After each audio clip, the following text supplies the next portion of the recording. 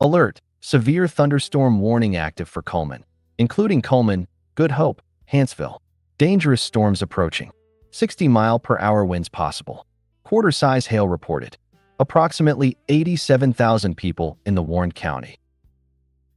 A severe thunderstorm warning is active for this area for Cullman until about 6:30 p.m. The main threats with this storm are large hail and damaging winds around 60 miles per hour. Take this seriously. Get inside, away from windows. Take care of yourselves.